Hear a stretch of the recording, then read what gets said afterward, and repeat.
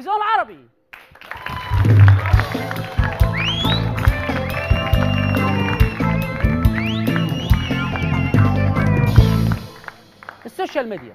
السوشيال ميديا لحست دماغ الناس كلها بقت ماشيه باصه في موبايلاتها كده. اللي مش باصص في موبايله باصص في موبايل اللي جنبه. المشكله الاكبر ان الناس بتستخدم السوشيال ميديا غلط. يا جماعه السوشيال ميديا اتعملت علشان نتواصل مع اللي بنحبهم برقي وتحضر، نستفيد منها، نجيب منها معلومه. احيانا ببقى عايز اعرف معلومه، خلاص، فالاقي ايه؟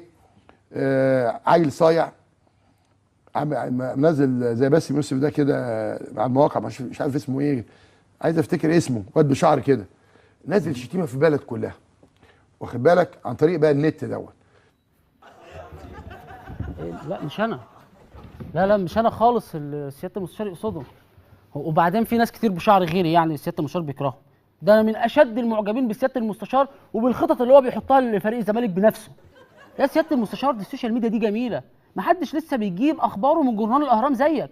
الناس كلها دلوقتي على السوشيال ميديا. السوشيال ميديا دي حاجه كده زي انا قلت قبل كده ان السوشيال ميديا اشبه بالمرحاض العمومي. وسائل التواصل الاجتماعي كمان تفسخت وتفشخت الى درجه اصبحت موبوءه، يعني مراحيض الكترونيه. اللي بشوفه على التواصل الاجتماعي ده دي ناس اتربت في بلوعات الصرف الصحي. طبعا انا ما زلت عند رايي السوشيال ميديا مرحاض عمومي. الفيسبوك وما على شاكلتها دي اسمها مجاري الصرف الصحي. الريحه الوحشه دي يا جدعان. حد هنا فاتح الفيسبوك؟ ما حبكتش يعني تعملوا بوستات دلوقتي كلها نص ساعه وكل واحد هيبوست في بيته. بس ليه يا جماعه كله كده بقى يهاجم السوشيال ميديا مره واحده؟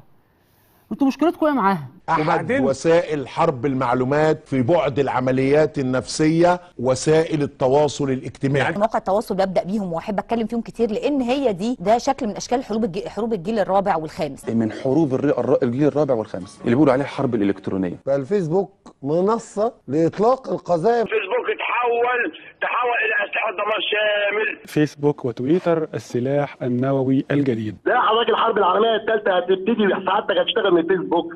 حرب عالميه ثالثه؟ قشطه، لما تبدا هبقى اعمل دي اكتيفيت عادي يعني، مش حوار. بس انا مش عارف ليه حاسس ان الناس بتخوفنا من الفيسبوك واخده الموضوع جد قوي ومحسسنا ان الحرب اللي جايه حرب كاندي كراش وبتاع. طب هل ده ليه علاقه بانهم خايفين على نفسهم منه زي حسني مبارك؟ لا ما اعتقدش ان النظام بتاعنا بالسطحيه دي. اكيد خايفين علينا احنا منه. قولوا لنا بصراحه، هو الفيسبوك ده فيه ايه؟ في اجهزه استخبارات بتشتغل عن طريق السوشيال ميديا عشان تضخ سموم في هذا البلد. في اجندات داخل صفحات الفيسبوك دي كلنا معترفين بيها. هي اجزاء معاونه لاجهزه الاستخبارات الاجنبيه وخاصه المخابرات الامريكيه. كل الاجهزه الامنيه مخترقه الفيسبوك والتويتر كل ده. امريكا مثلا الفيسبوك ده احنا على الهوا. السوشيال ميديا لعلمك اجهزه مخابرات شغاله فيها. فايبر وشركات الفيسبوك والحاجات دي كل دول اجهزه وراها اجهزه مخابرات وتنصت. الفيسبوك ده اغلبه موساد وصهاينه واعداء لمصر. الفيسبوك ده كله موساد وصهاينه واعداء للوطن. طب الحمد لله ان احنا فهمنا الموضوع.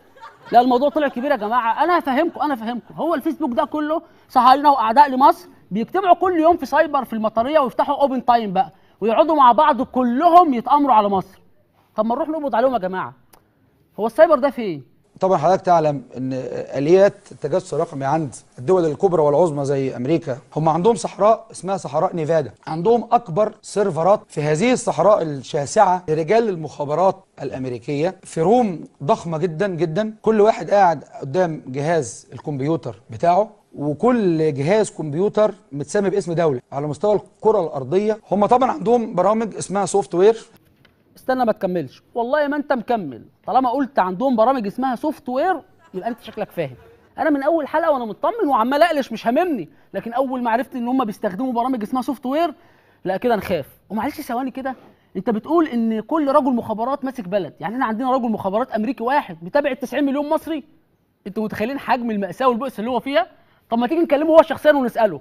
ومعانا يا جماعه اتصال من رجل المخابرات الامريكي اللي مسؤول عن مراقبه مصر. جود ايفنينج مستر مارتن. حبيبي يا جو والله. استاذ مارتن ايه ده؟ انت بتتكلم عربي؟ انا اتغبى من اولها. انا براقب السوشيال ميديا بتاع 90 مليون مصري لوحدي. انا بتكلم عربي وبقول يا شقيق ويا اسطى وعلى وضعك، وبقول كمان يا حبي عامل ايه؟ الله على مصر، الله على انا فخور والله ان مصر بهتت عليك يا مستر مارتن. حبيتها يا مارتن؟ حبيتها ايه بس؟ انا باخد مهدئات بسببها يا استاذ جو. ليه بس؟ هقول لك، انا مختفي على السوشيال ميديا ومسمي نفسي بالانجليزي علاء عشان مخابرات يعني وكده. تخيل بصحى كل يوم على 200 فريند ريكويست و50 رساله من شباب بتقول لي صورتك حلوه قوي يا علاء. علاء يا استاذ جو. وايه المشكله بس يا استاذ مارتن؟ ناس كتير بتتلخبط ما بين اسم علاء والاء لما بتتكتب بالانجليزي. بلاش افوره. لا ما عنديش مانع في دي، بس انهم يقولوا لي صورتك حلوه وانا احط صوره قطه، ده اللي ما ينفعش. لا بجد احنا اسفين يا مستر مارتن، بس احنا بصراحه جايبينك هنا عشان نسالك سؤال واحد. ايه اللي شفته مميز في الفيسبوك المصري؟ حضرتك انا تعبت بجد، انا بروح الدكتور نفساني زي ما قلت لك. متخيل عشان وظيفتي اللي هي المخابرات بتجبرني ان افتح اكتر من 1,000,000 كومنت مكتوب فيهم واحد على صوره هيفاء وهبي، مكتوب عليها اكتب واحد وشوف ماذا تحدث في الصوره. ايه ده؟ وبعد كده ماذا هيحدث للصوره؟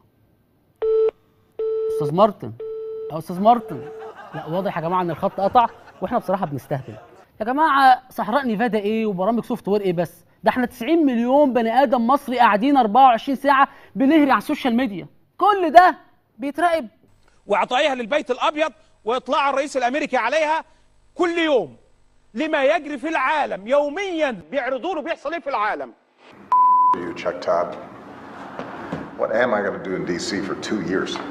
يا سلام عليك يا استاذ احمد، وانت فاهم الليله كده وفضحت اوباما ومنعت تقارير مهمه جدا هي توصل له، زي مثلا ريهام غيرت الريليشن شيب بتاعها الانجيج، عوضين يشعر بالسعاده مع 7 اخرون في كفر الدوار، انا اصلا بنت مشكله انضمت لجروب حبيبي زبوطه وانا مبسوطه، ريهام غيرت الريليشن شيب بتاعها تاني لسنجل، لا حول الله يا ربي ما لحقوش يفرحوا.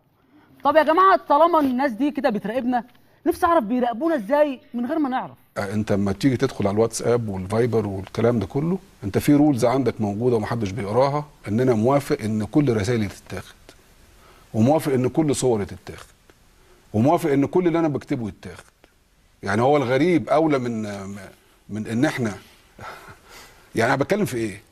انا عارف. ثانيه واحده، انت كنت عايز تقول ان احنا اولى بالمراقبه صح؟ ما تخافش انت عندك حق. هو مين هيراقب الشاب المصري غير اخوه المخبر المصري؟ يحافظ عليه ويشوفه بيكلم مين في الشات، يسال على ريهام، نداري على بعض يا جماعه، نحافظ على بعض، مصريين منا فينا.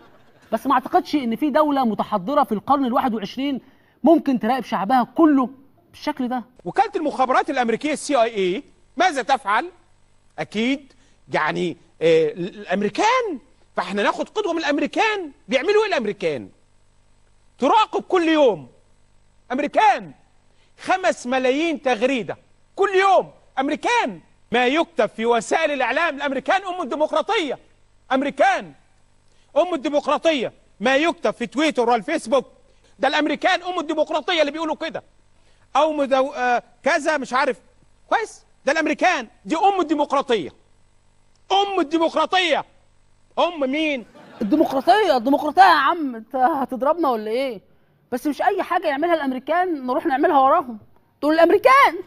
وبعدين احنا من امتى الامريكان بقوا قدوتنا؟ يعني لو رموا نفسهم في البحر نروح نرمي نفسنا احنا كمان؟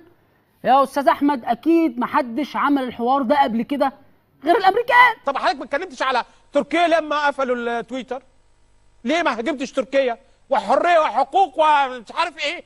المملكه العربيه السعوديه عامله نفس الاجراء، الكويت ايضا عملت نفس الحكايه، روسيا تويتر وفيسبوك، وقال لك ان احنا هنحجبهم لانهم بيهددوا الامن القومي. روسيا، ابقوا كلموا روسيا بقى. انت مالك يا عم قرفان مننا كده ليه؟ حاسك هترجع علينا. بس برضه مش مهم، ولا يهمنا الروس ولا الامريكان ولا اي حاجه، ولو كل العالم عمل الحل ده عمرنا ما هنقتنع بيه يا استاذ احمد، حتى لو هترجع علينا. عارف ليه؟ عشان ده يبقى قمع للحريات يا استاذ. مفيش دولة في العالم ستستطيع أن تمنع الحريات. لا ده اللي بيخون من راسه على الفيسبوك وبيكلم واحدة تانية هيخاف. كويس. يعني مفيش دولة في العالم بيقول لك هو مفيش دولة في العالم تستطيع أن تقمع الحريات. ما تسيبه يا عم يكمل الجملة. احنا ما صدقنا حد اتكلم صح عن الحريات في البلد دي. لازم يعني تحرج نفسك وتقعد تقول له مفيش حد مش عارف ايه كلام من ده. طب يا جماعة طالما الموضوع شكله خطر قوي كده ومش قادرين على السوشيال ميديا، اتصرفوا، حد يقول لنا حل منطقي. انا عايز اقول ايه، صفحات التواصل اللي عماله تشتم وتلوك نعملها زي الرخصه بتاع السياره، رخص، يبقى كل واحد الاكونت بتاعه زي ما بتسموه يبقى له رقم، وليه رخصه، الرقم ده يبقى معروف ان رايح ارخص، وكل سنه يجدد هذا الترخيص. انا قلت منطقه يا جماعه، بس يعني مش للدرجه دي. رخصه فيسبوك ايه اللي راح اعملها من السجل المدني دي؟ السلام عليكم. وعليكم. بص ده 10 مره اجي لكم عشان اطلع ترخيص الفيسبوك. حرام عليكم يا جدعان، مش عارفه بوست مش عارفه بوست. ترخيص انت مش عارف ان انا ممكن اعمل لك بان بسبب الكلمه دي ما ادخلكش هنا تاني؟ يا عم انا اسف عموما انا جبت لك كل ورقه اهو، يا رب بقى ما ترجعنيش زي كل مره. معاك دمغه الشير؟ معايا. معاك اكونت ضمانك؟ اهو في 200 فريند مشترك. حلوين. بص بقى، تروح عند استاذ مجدي تقتاء في الدور الثالث، تعمل له لايك وتجيب. يا باشا والله لسه جاي من تحت عمل لي بلوك وقال لي ما تجيش هنا تاني. لا طب خلاص كده تقدر تروح عند مدام عفاف في الدور الرابع، تعمل طلب فك بلوك وتجيلي بعد اسبوعين. يا باشا والله حرام، كل ما اجي لك تقول لي اسبوعين. يا استاذ ما تعطلناش، يلا اللي بعده. والله حرام كده، كملها المنتديات، ده انا كنت مشرف هناك. خلي المنتديات تدفعك يا اخويا.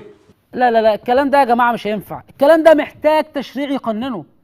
شوفوا لنا نواب مجلس الشعب. ده في بعض النواب قالوا كلام بصراحه يعني كلام غريب شويه، انه بعد كده الدخول على مواقع التواصل الاجتماعي يبقى ببطاقه الرقم القومي. لا طبعا لا هو يعني ليه لا؟ ليه ما يخشش بطاقه الرقم القومي؟ ليه لا؟ ايه المشكله يعني؟ بطاقه الرقم. ايوه صح. ايه المانع يا سياده النائب؟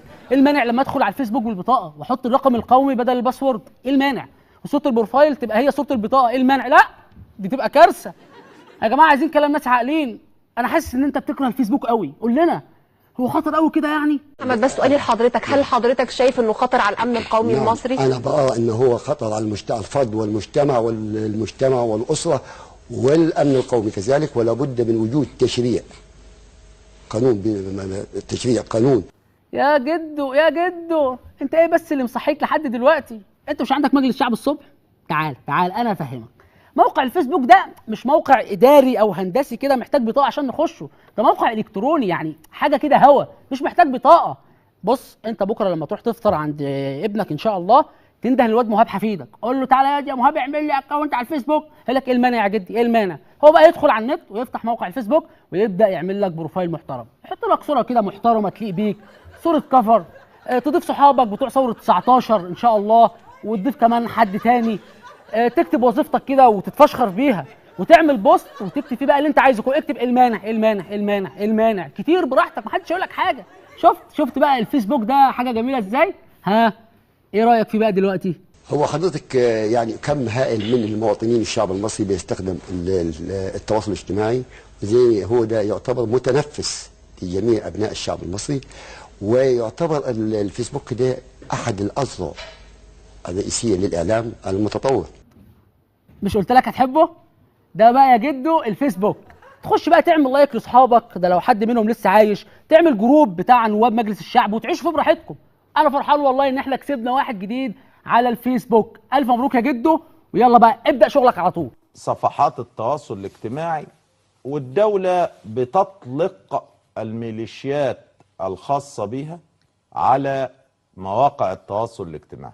وزارة الداخلية لها ميليشيات، انت عندك ميليشيات موجودة تبع العلاقات العامة والإعلام في وزارة الداخلية، جهاز المخابرات له ميليشيات، وعندك ميليشيات تبع الأمن الوطني، الجيش له ميليشيات، وعندك ميليشيات تبع أي حد كده، أي مساعد وزير شرطة.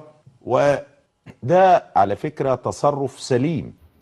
ثانية واحدة يا أستاذ توفيق علشان أنا تهت منك دلوقتي. يعني فعلا الجيش والداخلية عاملين ميليشيات علشان تراقبنا على السوشيال ميديا؟ امال عايزين تعملوا ليه قانون يراقبنا لما انتوا فعلا بتراقبونا؟ وانا اقول يا رب البلد ما فيهاش لا بوليس ولا امن ليه؟ اتاري انهم قاعدين على الفيسبوك. واضح فعلا ان احنا مهمين جدا علشان تخلوا ميليشيات تراقبنا. يا مجلس لوردات الفيسبوك ارحمونا شويه. اتحدى الناس اللي قاعده على الفيسبوك دول عواطليه. يا خبراء الاي كلام كفايه بقى علينا كل هذا الكم من الاي كلام. شباب البانجو، ده شباب النت، ده شباب الفت، اللي وايه الفيسبوك ده؟ ايه الناس اللي نايمه في الدوره دي؟ وايه الزباله دي؟ استحالة تبقى عندها قيم وأخلاق وتطلع النتاج الواقع اللي بيتكتب على صفحات التواصل. أكيد رقاصة. تبص تلاقي واحد قاعد على فكرة سهران مش لاقي حاجة يعملها، قاعد لغاية الصبح وما بيشتغلش على فكرة. طبعا. أكيد رقاصة. عايز اقول لحضراتكم كلكم كفايه سكوت، صمت، اي هس. بالظبط، هس. وسط قانون التظاهر والاعتقالات والقمع، السوشيال ميديا بقت هي المنفذ الوحيد للشباب علشان يقول رأيه، ومع ذلك النظام بيقول لهم هس. السوشيال ميديا زي ما فيها مميزات ما اقدرش انكر ان اكيد فيها عيوب، بس السوشيال ميديا مش هي اللي بوظت البلد، السوشيال ميديا مش هي اللي قتلت ريجيني، السوشيال ميديا مش هي اللي وقعت الطياره وعلت سعر الدولار، ومش هي اللي بوظت السياحه. السوشيال ميديا ما باعتش تيران وصنافير. استنونا الفقره الجايه.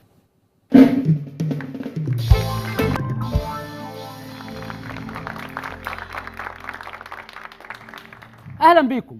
احنا كعرب مفتقدين جدا روح الزعيم، القائد العربي اللي يجمع العرب كلهم تحت كلمه واحده وتحت رايه واحده، الرئيس اللي يرجع للعرب امجادهم ويقود العالم.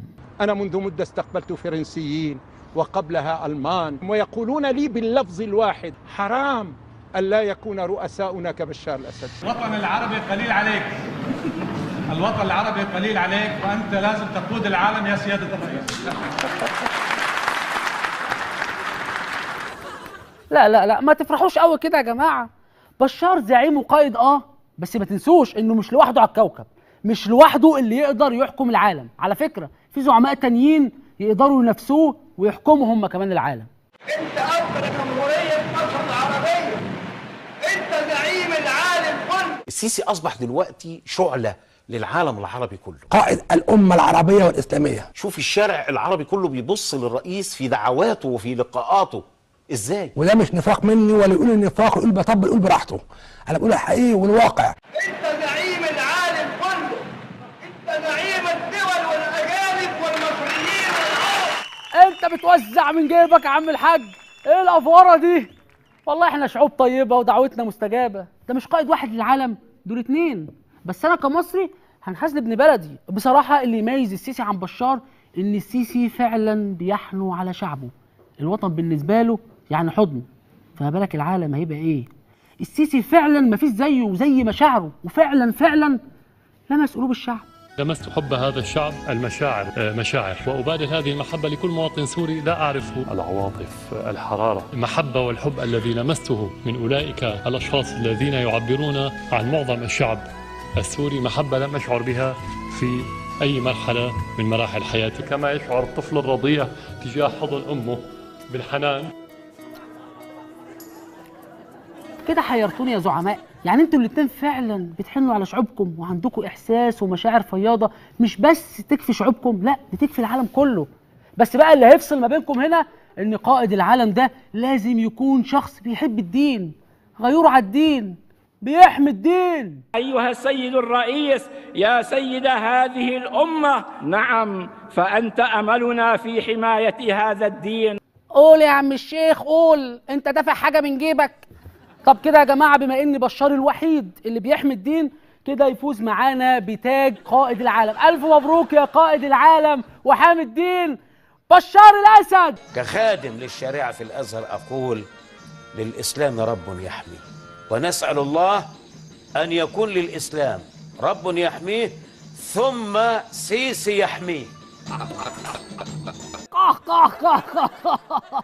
قول يا رجل قول، انت تابع حاجه من جيبك انت كمان. كده يا جماعه انتوا حيرتونا اكتر، هندي التاج لمين؟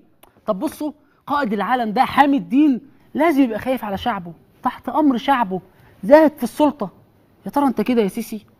انت كده يا بشار؟ انا دائما اقول كل شخص يسعى للمنصب يحتقر، لان المنصب هو مجرد اداه وليس هدف. انا جيت بارادتكم وباختياركم، مش غصب عنكم ابدا. الحقيقه المنصب ليس له قيمه، ان لم يكن هناك دعم شعبي المنصب لا يقدم شيء للشخص. اذا خرج الناس قال لهم انتم عايزين ايه؟ انا تحت امركم بمنتهى الوضوح كده. عندما يكون هناك قرار من الشعب السوري بان يبقى هذا الشخص سيبقى، وعندما يكون هناك قرار بانه سيذهب يجب ان يذهب مباشره. والله ولا ثانيه واحده ضد اراده الناس. اذا كنت انا ذهابي هو الحل فبكل تاكيد لن اتردد في ذلك. محدش هيحكم الناس غصب عنها، الكلام ده انتهى خلاص. ما يقرره الشعب في هذا الموضوع هو الاساس بالنسبه لبقاء رئيس او ذهاب. اذا كان ده اراده المصريين، من غير ما تنزلوا، من غير ما تنزلوا.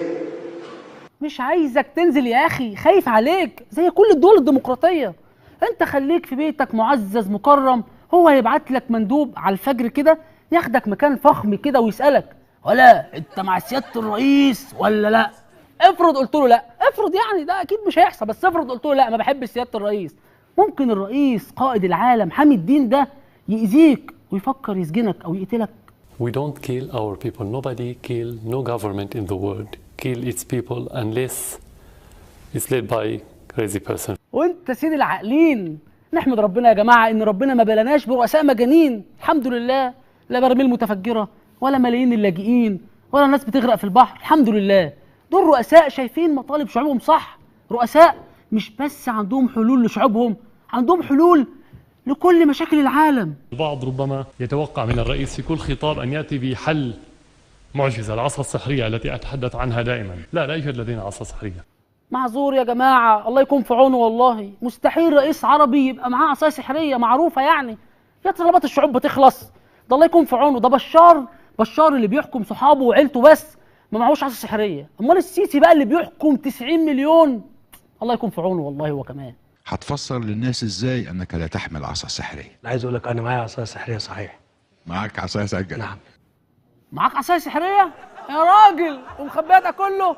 اخيرا تفوقت بحاجه، السيسي يا جماعه تفوق على بشار اللي معهوش عصا سحريه.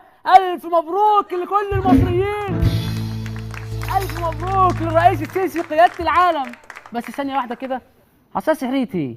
انت جبتها منين؟ معاك عصايه سحريه؟ نعم. اراده المصريين.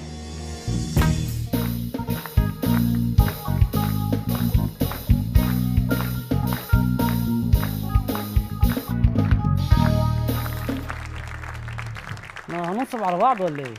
هي فعلا اراده الشعوب اقوى 1000 مره من اي عصايه سحريه، بس احنا شايفين الوضع، هننصب على بعض بالشعارات كده يا جماعه. الاثنين ما معهمش عصا سحريه وهيحيرونا تاني، بس احنا هنصعبها. قائد العالم ده اللي هيقود العالم بقى لازم يكون شخص ليه فعلا معجزات محدش يقدر ينافسه فيها. كنت أتكلم وأنظر إلى الشمس فكنت أرى صورة قائدي وسيدي المجاهد الأول بشار حافظ الأسد ترتسم على جبين الشمس. أنت شفت صورة بشار على جبين الشمس؟ طب احلف بالله، أصل لو صورة بشار بتطلع على جبين الشمس يبقى بشار كده وصل لأعلى ليميت من الكرامات، ما أعتقدش حد يقدر ينافسه. تفتكروا السيسي يقدر يكمل المنافسة معاه؟ صحيفة المقال الرئيس السيسي ينزل من على سطح القمر. وانزل يا جميل على الساحة، الله الله، ابن مصر يعملها من تاني ويرد على الشمس بالقمر، اديله يا معلم. بس لحظة بقى كده المنافسة هنفضل فيها طول اليوم ومش هتخلص، يبقى لازم سؤال تعجيزي. السؤال ده آخر سؤال. افرض أنا بقول افرض حاجة مش هتحصل، الشعب قال لك مش عايزينك، لكن انت مش عايز تمشي ومسكت في الحكم لا سمح الله، طبعا انتوا ناس زاهده في الحكم مستحيل تعملوها يعني. بقول لك افرض مين فيكم عنده دول تدعمه ضد شعبه؟ الاشقاء في المملكه العربيه السعوديه. ولا ننسى ان نشكر الشقيقه ايران، دوله الاردن، للمقاومه اللبنانيه، دوله الكويت الشقيقه ودوله الامارات، والصديقة روسيا والصين الوفية. والله احنا تعبنا معاكم يا زعماء، ما تتخيروش عن بعض بصراحة، بس عشان ما نظلمش حد فيكم احنا هنسيب الجمهور هو اللي يقرر مين فيكم اللي يقود العالم، لكن احنا هنقول كلمتين. التاريخ زمان كان بيتكتب بالطريقة اللي شفتوها دي، قائد العالم والعرب، حامي الدين، الزاهد في السلطة، حامي شعبه. ما يعرفوش ان التاريخ دلوقتي بيتكتب عن طريق السوشيال ميديا مش عن طريق تلفزيوناتكم وجرايدكم. ما يعرفوش ان الجيل الجديد وثق كل لحظة وكل جريمة وكل انتهاك حصل في حقه، وان التاريخ عمره ما هيزيف تاني بالطريقة الرخيصة بتاعتكم. استنونا الحلقة الجاية.